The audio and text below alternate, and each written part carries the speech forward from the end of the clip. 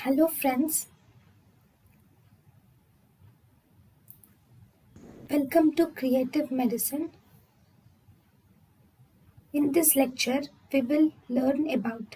Hello friends, let us now learn some important points about spironolactone metabolism. So spironolactone is completely absorbed, it is completely metabolized in the liver. And it is converted, this spironolactone is metabolized in the spironolactone is metabolized in the liver and it is converted to canrenone. Okay, this canrenone is responsible for 50% of spironolactone action occurs due to canrenone.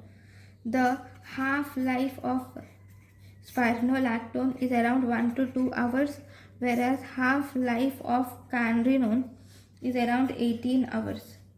Okay, this is about spironolactone metabolism. Thank you for watching.